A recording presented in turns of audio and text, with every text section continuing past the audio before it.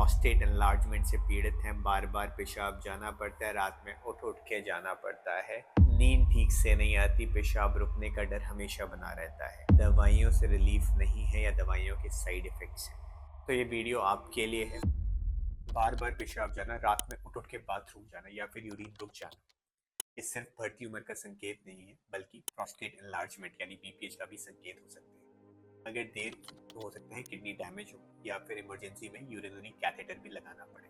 लेकिन अब इसका इलाज संभव है, वो भी बिना चीरे टाके के, बिना किसी मेजर सर्जरी के, डे केयर फैसिलिटी में, जिसको हम बोलते हैं प्रोस्टेट आर्टरी एम्बोलाइजेशन। नमस्ते जी, मैं डॉक्टर रोहित अग्रवाल, एक इंटरवेंशनल रेडियोलॉजिस्ट, और आज हम बात करेंगे बिनाइन प्रोस्टेटिक हाइपरप्लेशिया बीपीएच या दूध के बढ़ने का और उसके नॉन सर्जिकल ट्रीटमेंट यानी प्रोस्टेट आर्टरी एम्बोलाइजेशन के बारे में। सबसे पहले मेरा एक सिंपल सा सवाल, क्या आपको ऐसा लगता है कि पेशाब पूरा नहीं हो रहा या फिर रात में उठ उठ के बाथरूम जाना पड़ता? अगर इसका जवाब हाँ है तो इस वीडियो को आखिरी तक जरूर देखें। प्रोस्टेट बढ़ने की वजह से पेशाब की नली पे दबाव पड़ता है, जिससे शुरुआती सिम्टम्स कुछ इस तरह के होते हैं, जैसे कि पेशाब की धार पतली हो जाना यानी वीक यूरिनरी स्ट्रीम होना, ऐसा लगना कि पेशाब पूरी तरीके से हुआ नहीं है, या फिर टॉयलेट में ज्यादा समय बिताना। जो पेशाब करने में पहले आपको कुछ सेकंड लगते थे, अब आप कुछ मिनटों तक ऐसा लगता है कि पेशाब धीरे धीरे करके हो रहा है, या रात में बार बार उठ के पेशाब जाने की जरूरत महसूस हो, और जब पेशाब लगता है उस समय पेशाब कंट्रोल नहीं कर पाता। ये सारे सिम्टम्स संकेत करते हैं बढ़ते हुए प्रोस्टेट ग्लैंड को, और अगर स्टेज पे हमने इग्नोर कर दिया तो हम उस स्टेज पे पहुंच सकते हैं जहाँ पे इमरजेंसी में हमें कैथेटर लगाने की जरूरत महसूस हो, या फिर ब्लैडर की मसल्स में परमानेंट डैमेज हो जाए, जैसे डायबिटिक कोलाजमन, या किडनी पे बैक प्रेशर चेंजेस होने की वजह से परमानेंट डैमेज शुरू हो जाए। और यही वो पॉइंट होता है जहाँ लोग अक्सर सोचते हैं काश मैं पहले डॉक्टर के पास चला गया।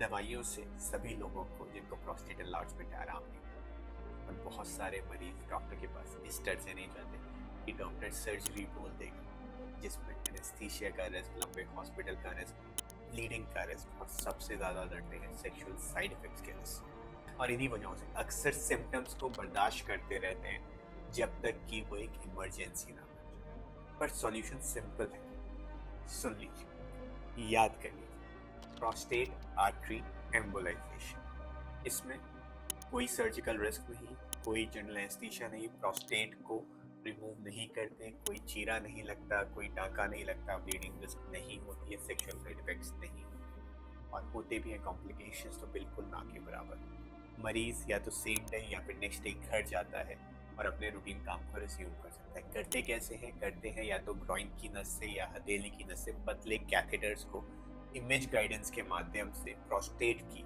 या दूध की ब्लड वेसल्स के अंदर पहुंचाते हैं, जिससे ब्लड सप्लाई को रिड्यूस कर देते हैं पार्टिकल्स की मदद से, और धीरे धीरे करके प्रोस्टेट जो होता है सिकुड़ना शुरू कर देता है। सिकुड़ने की वजह से जो पेशाब की नली पे दबाव पड़ रहा होता है वो खुल जाती है और मरीज सिम्टम्स से मुक्त हो जाता है। तो हुआ नहीं है जादू, लेकिन ये जादू नहीं है, ये एक साइंस है, और ये प्रूवन मेथड है प्रोस्टेट एनलार्जमेंट के लिए, प्रोस्टेट आर्टरी एम्बोलाइजेशन। किन मरीजों के लिए प्रोस्टेट आर्टरी एम्बोलाइजेशन बना है?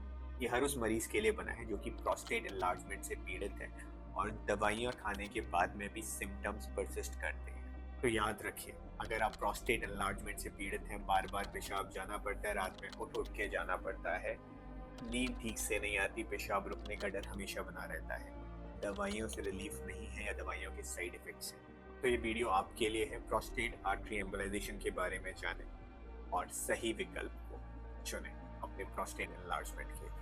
आखिरी में एक सवाल आप सभी लोगों से, आपको कौन सा सिम्टम सबसे ज्यादा तंग करता है? बार बार पेशाब जाना या रात में उठ उठ के पेशाब जाना? हमें कमेंट्स में जरूर बताइए। धन्यवाद।